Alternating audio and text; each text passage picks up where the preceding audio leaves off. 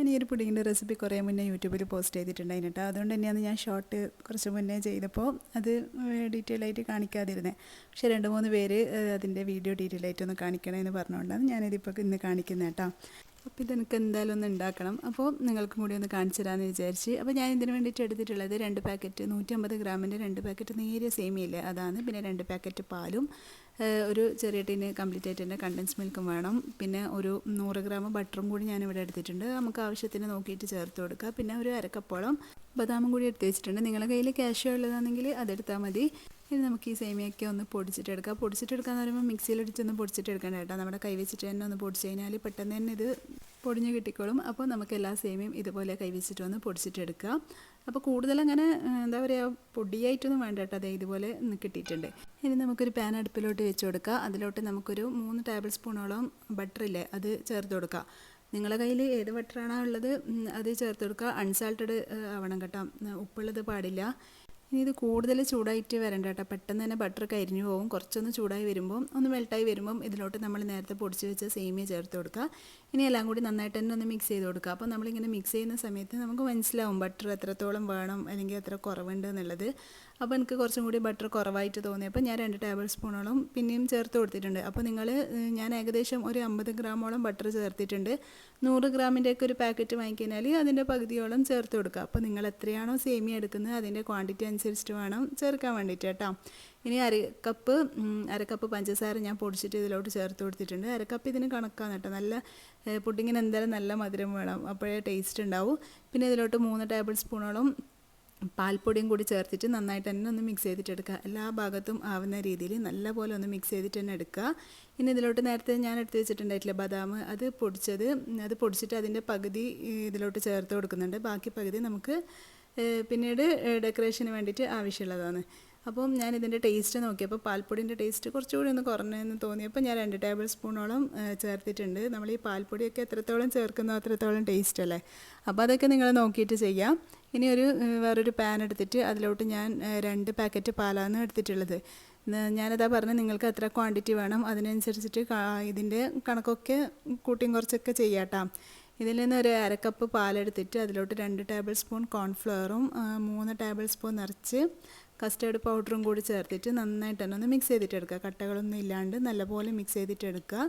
ഇനി ഇതിലോട്ട് നമ്മൾ നേരത്തെ ചൂടാക്കി വെച്ചിട്ടില്ലേ ആ പാലിലോട്ട് ഞാനൊരു 2.25 കപ്പ് പഞ്ചസാരയാണ് കേട്ടോ ചേർത്ത് കൊടുത്തത്.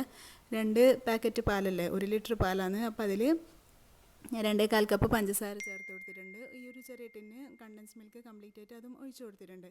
അപ്പോൾ നിങ്ങൾ മധുരമൊക്കെ എത്രത്തോളം വേണമെന്നനുസരിച്ചിട്ട് നിങ്ങളെ ഇഷ്ടത്തിനനുസരിച്ചിട്ട് ചേർക്കുക.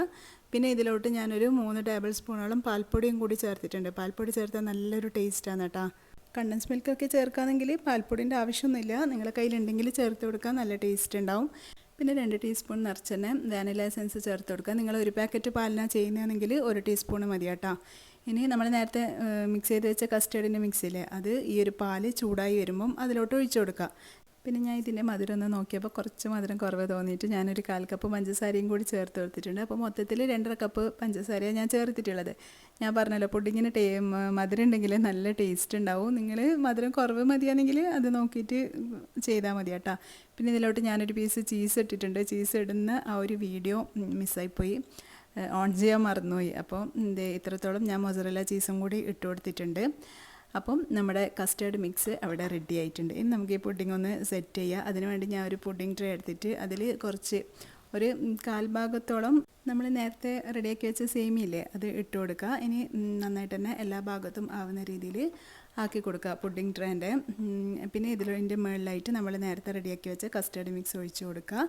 ഈ ഒരു ട്രേൻ്റെ 3/4 ഭാഗത്തോളം ആവുന്ന രീതിയിൽ തന്നെ ഈ ഒരു കസ്റ്റേർഡ് മിക്സ് ഒഴിച്ച് കൊടുക്കുക കേട്ടോ. കാരണം ഇനി നമുക്ക് ഇതിൻ്റെ മുകളിൽ ജസ്റ്റ് ഒന്ന് ഒരു ക്രീമും ഒഴിക്കാനുണ്ട്. പിന്നെ ഈ ഒരു സേമിയ വെച്ചൊന്ന് ഡെക്കറേഷൻ ചെയ്യാനുണ്ട്, അത്രയേ ഉള്ളൂ. അപ്പോൾ 3/4 ഭാഗത്തോളം തന്നെ കസ്റ്റേർഡ് വെച്ചിട്ട് ഇത്രത്തോളം ഞാൻ ഒഴിച്ചു കൊടുത്തിട്ടുണ്ട്. ഇനി നമുക്കിതൊന്ന് ഫ്രിഡ്ജിൽ വെക്കാം, ഫ്രീസറിൽ വെക്കാം. അപ്പോൾ പെട്ടെന്ന് തന്നെ സെറ്റായിട്ട് കിട്ടും. അത് സെറ്റാകുന്ന ടൈമിൽ ഞാനിവിടെ ഒരു 1/2 കപ്പ് വിപ്പിംഗ് ക്രീം എടുത്തിട്ടുണ്ട്. അത് നന്നായിട്ട് തന്നെ ഒന്ന് ബീറ്റ് ചെയ്തിട്ട് എടുക്കുക. പിന്നെ ഇതിലോട്ട് മധുരത്തിന് ആവശ്യമായിട്ടുള്ള കുറച്ച് പൊടിച്ച പഞ്ചസാര ചേർത്ത് കൊടുക്കുക. അപ്പം വിപ്പിംഗ് ക്രീമിൽ എന്തായാലും മധുരം ഉണ്ടാവും, മധുരം ഇല്ലാത്തതാണെങ്കിൽ നോക്കിയിട്ട് ചെയ്യുക. ഇതിൽ മധുരമുള്ള ക്രീമാണ് കേട്ടോ. അപ്പോൾ അതിനനുസരിച്ചിട്ട് ഞാൻ കുറച്ച് പഞ്ചസാര മാത്രമേ ചേർത്തിട്ടുള്ളൂ. പിന്നെ ആവശ്യത്തിനുള്ള ഒരു 1/4 ടീസ്പൂൺ വാനില എസൻസും കൂടി ചേർത്തിട്ട് നന്നായിട്ട് തന്നെ ഒന്ന് ബീറ്റ് ചെയ്തിട്ട് ഇതുപോലെ ആക്കിയെടുക്കുക. നല്ല സ്റ്റിഫായിട്ട് തന്നെ ബീറ്റ് ചെയ്തിട്ട് എടുക്കുക. ഇനി നമ്മൾ നേരത്തെ സെറ്റ് ചെയ്യാൻ വേണ്ടി വെച്ചിട്ടുണ്ടായിട്ടില്ലേ കസ്റ്റേർഡ്, ഇത് നന്നായിട്ട് തന്നെ സെറ്റായി വന്നിട്ടുണ്ട്. ഇതിന് മുകളിൽ നമ്മൾ ബാക്കിയും കൂടി കുറച്ച് നേരത്തെ റെഡിയാക്കി വെച്ച സേമിയൻ്റെ മിക്സ് ചേർത്തിട്ട് മെല്ലെ ഒന്ന് ഇതുപോലെ ഒന്ന് അമർത്തി കൊടുക്കുക. കൂടുതൽ ഇതാക്കണ്ട കേട്ടോ, കാരണം അടിയിൽ കസ്റ്റേർഡ് അല്ലേ, കൂടുതൽ പ്രസ് ചെയ്യണ്ട. അപ്പോൾ ഇനി ഇതിൻ്റെ മുകളിലായിട്ട് നമുക്ക് ഈ ബീറ്റ് ചെയ്തെടുത്ത ക്രീമും കൂടി ചേർത്ത് കൊടുക്കാം. അപ്പോൾ നമ്മുടെ പുഡിങ് ഏകദേശം റെഡി ആയിട്ടുണ്ട്. ഇനി ഇതിൻ്റെ മുകളിൽ കുറച്ച് നമ്മൾ നേരത്തെ റെഡിയാക്കി വെച്ച സേമിയയും സംഭവങ്ങളൊക്കെ വെച്ചിട്ടൊന്ന് ഡെക്കറേറ്റ് ചെയ്തെടുക്കുക. അപ്പോൾ അടിപൊളിയായിട്ടുള്ള നമ്മളെ പുഡിങ് ഇവിടെ റെഡി ആയിട്ടുണ്ട്. അപ്പോൾ എല്ലാവരും ഒന്ന് ട്രൈ ചെയ്ത് നോക്ക്. ഇഷ്ടമായിട്ടുണ്ടെങ്കിൽ ലൈക്ക് ചെയ്യാനും കമൻറ്റ് ചെയ്യാനൊന്നും മറന്നു പോകരുത്. ഒരു ഹേർട്ടെങ്കിലും കമൻ്റ് ആയിട്ട് ഇടാം. അപ്പോൾ ഇൻഷാല്ലാ നെക്സ്റ്റ് വീഡിയോയിൽ കാണാം. അതുവരേക്കും ബൈ. Thanks for watching.